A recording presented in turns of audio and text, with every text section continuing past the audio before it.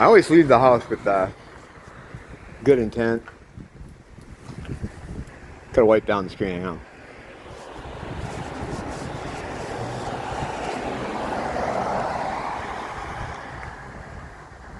0% increase in goodness. I always leave the house, you know, with good vibes, with a good attitude.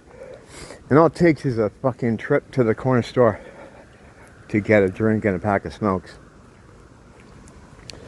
And coming out of there, I just want to get a WEF tattoo and hang a picture close up in my fucking house. Go. Kill us all. It really does get me down about humanity. It's like just a simple thing like that. You know, because people, they're just so gone. Sometimes it feels like being an adult in a place full of children. It's not a racial thing either. It's a stupidity thing. One of the guys in front of me was a European type. Who is probably the most clueless guy in there of all. I'm not gonna bore you with all the fucking details of that insanity I just went through, but people don't understand basic things. Like, you know, there's a problem with people buying things in stores. There's a couple things that irk me. No one understands like lines. Like if they see people waiting in line, they'll just like, here's how they do it. Instead of waiting in line, you know, there'll be a line, they'll walk up, they'll come to the counter and be like, oh, how much is this? You know, and the guy will say, whatever. And then they'll right there try to start taking their money out and pay for it. That was one of the things that happened in there. But I went right in front of the guy and I was like, fuck you. And he wasn't happy. He just stared at me the entire time I was making my exchange. I didn't look at him once. Just like, thank you. And then I left. He'd already been lingering around there, bought something, asked for the prices on 10 things, like a child, you know. And sometimes it's like if you were going to engage with someone like that, you have to talk to them like a child. Like, no, buddy, you gotta wait in line. The line's over there, buddy. Okay, you know, if someone's waiting for a long time, especially when you get this retard in front of you that I was talking about, the white European guy, when you have someone like that in front of you, that's just like, I don't know, low-key trying to fucking drive you crazy. I don't know what else I could have called his kind of behavior. I think because, like, I don't know, I'm not going to get into it, but yeah, it's like you have to, like, if you were going to try to talk to people,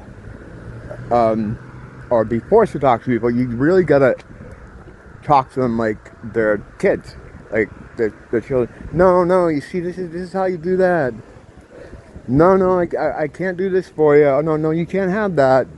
You know, that's the best way to do it too. You know, you don't ever want to be like, if you're aggressive in any way. I mean, you can be, but you're gonna have a situation.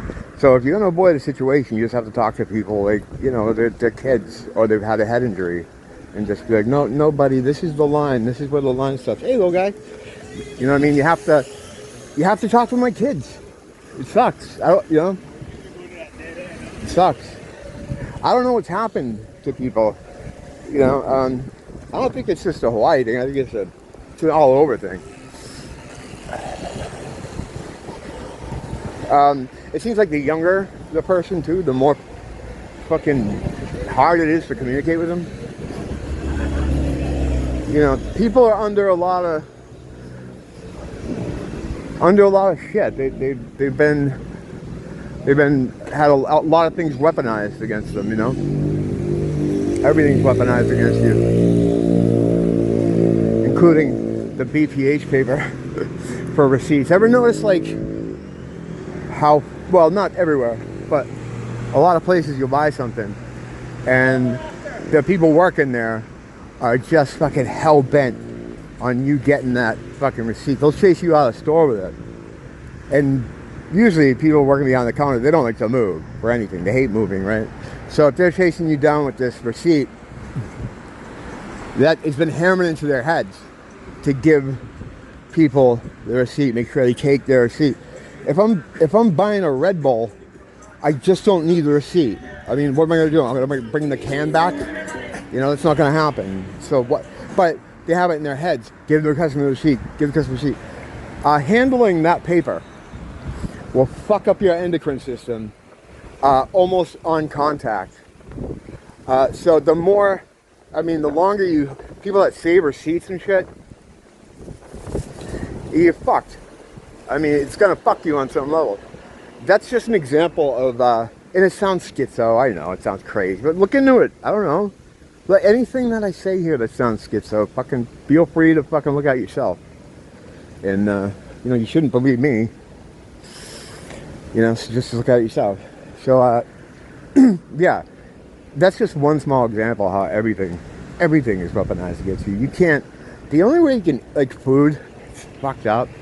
Water is fucked up. They've covered everything. You're gonna be inundated with poison. It's unavoidable. It's all about, as I said in the past, mitigation. You gotta mitigate that shit. Just try to cut down on the amount of poison you're taking in. I mean, it's impossible to avoid. You know, it's like you can't beat it. You can't beat the beast. You can't beat the beast. You can fight it though. And I talked recently about fighting the beast with humor, or when you're laughing, you're not in a fear state. When you can meme on evil, it takes their power away. And this reminded me of that last night. I came up on this. Over on Paul, they've been posting song parodies about the jab. And so many of them came in, and they would have threads every night about like new pieces of music, right? So they had so many that some legend started a radio station that just plays these song parodies. This is how you do it. This is how you fight the beast. This is how you fight evil. Like that. It robs it of its power. The ominous idea of the jab and how it's, what they're trying to do with it, what they're very obviously now trying to do with it. If you can meme on it and make fun of it, it takes its energy away from it. It literally takes the energy out of it. You know, if you can laugh at something, it takes the fear out of it. When you're laughing, you're not afraid. Laughing also is the most high vibrational activity you can do with your body. You're pretty much untouchable when you're laughing. Untouchable. I remember recently seeing this, I forget exactly, I probably fucked the whole story up, but it was this Afghani guy who was being picked up by the Taliban. He's a comedian, and he was being picked up because of, you know, what he was saying, his comedy, you know. And they picked him up, and he was going to be executed. He knew it. And he just fucking memed on them the whole time. Just joked on them the whole time. They don't show him getting killed, but those guys were so mad when they were picking him up. They had a gun, like a certain kind of gun, and that guy got so mad that he had the other guy give him a bigger gun to take this guy out. And he was just laughing the whole time. It was great. That's what you gotta do. It takes enormous balls, yes. Yeah. But you gotta try to hit those heights. You have to try to go for that. I might put the camera down here just for a minute, just because I don't want to put it in people's faces. So just hang on. It'll be 2 seconds.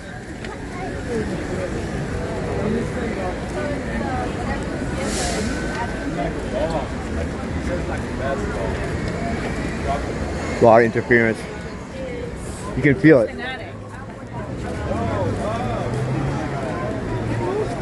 It's like too many radio stations trying to get on one number. It makes me kind of like nauseous.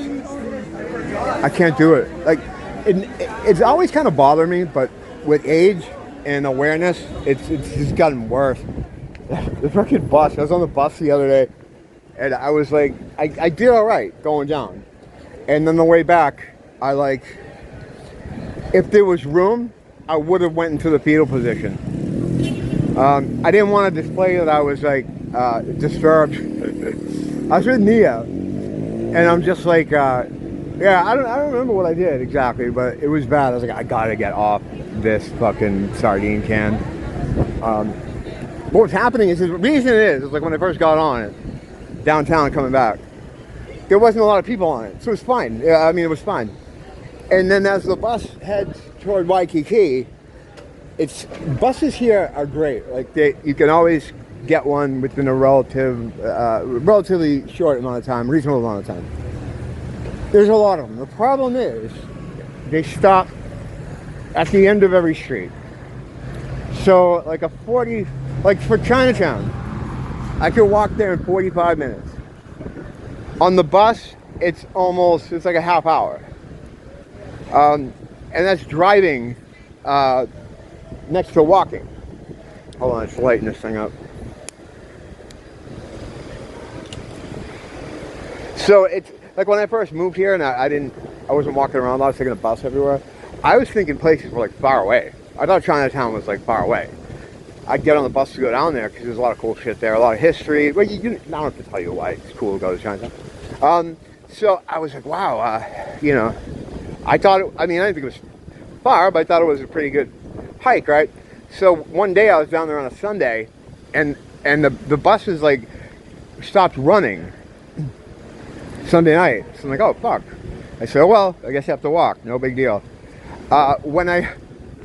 40 minutes in, when I get to the 7-Eleven over by the convention center, I was like, what the fuck? I'm like, this isn't far at all. This is right here. I did this. I live right there. That's one thing that it took me a while to figure out, but once I did, it was like crazy that everything's close. Everything's close. Like unless you're going up north or something, or you know, everything in the Honolulu area, you can walk to, you know, and just, I do. People are so used to not doing that though because of the ubiquity of the bus situation. Like I'll go into like Long's and I'll be talking to one of the people that work there and they'll be like, you walk here? And I'm like, yeah. I was like, I live down by the Alawai. Now to them, that could mean the Alawai right there, but I actually live at the Alawai way over there. And, like, and you walked all the way here? Yeah, people think like, people don't like to walk. Do you think like it's like they'll wait for a bus for 10 minutes just to save them from walking for 2 minutes? It's weird. Because I think what happens is if you grow up that way, you're just used to it. So walking from my house to Long's, which isn't anything, I do it fucking all the time, you know, almost every video is that's the fucking path. They're just like blown away. They think I'm like some kind of health nut or something. It's funny. But yeah, that bus ride coming back, man. I know this is a fucking stop whining video, but I think some of this stuff relates. It relates to the whole metaphysical concepts deal, because that's what it is vibration.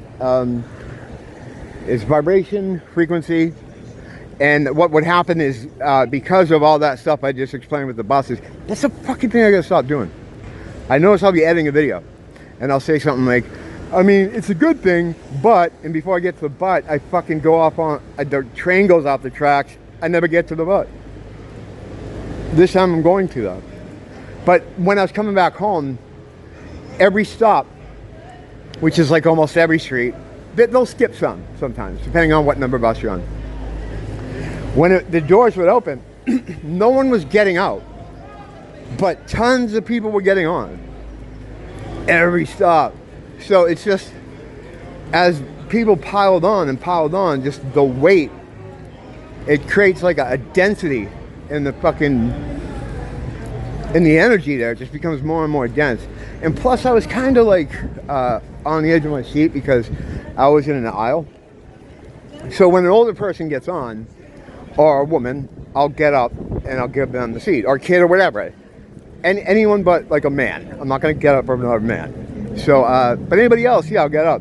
So the whole time there's like, you know, people keep getting on. I'm like doing the pee-pee dance in my chair, like, no, no, okay, no, sit down, no.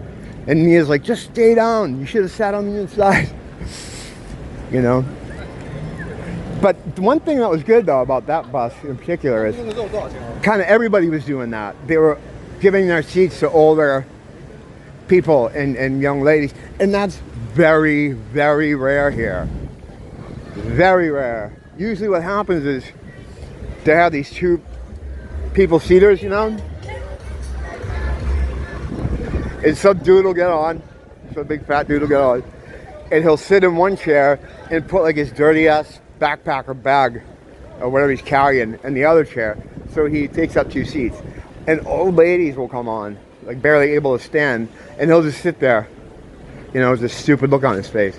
That's usually what happens on the bus. Again, WEF tattoo, just get rid of everybody.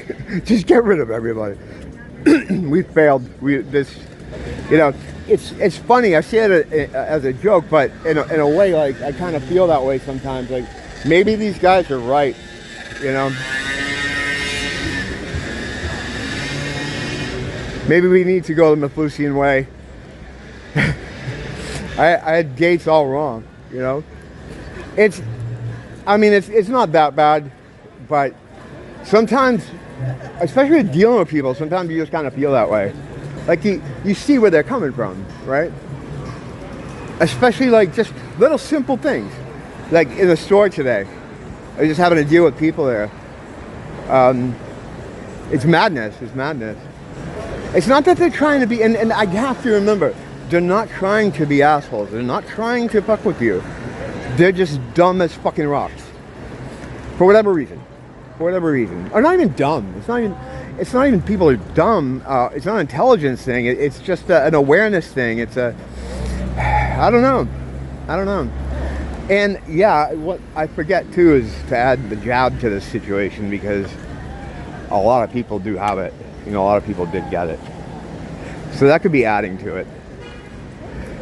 And I think it, like, as far as the consciousness of people acting normal, when I first moved here, I was incorrectly blaming a lot of this stuff on where I was. Like, fuck, these people are dumb here. You know, yeah, the IQ map, that checks out. But I don't think it's here. I think this is what's happening. I think this was happening everywhere. And it's not an IQ thing either. I mean, it's to some extent, sure. But it's more like a complete awareness, like a awareness of your humanity. Just simple, basic things, like how to navigate around other people, like knowing that, knowing what a cue is, knowing what a line is, you know, and how to social navigation. It's just it's like children. It's like children that weren't taught like this basic kind of shit, you know. You have that going on. And there's other aspects to the whole thing though too, you know, one of which was just on the tip of my brain, and now it's my situational awareness radar had to turn on because I was coming into a large group of people. So it diverted all the power of that thought I was supposed to talk about to defense. So I lost it. That happens sometimes. Yeah, I was in the place, people are shit stupid, maybe because of job. Yeah, I don't know. Hey, pedo bus. Or pedo symbols. That must be the one that if you're in town to do stuff for the trade, they must have a deal with them where you have a card, or everyone must get cards for that bus to get around, to move people and move themselves. So that's why they have the swirls on there, so you know which buses are yours.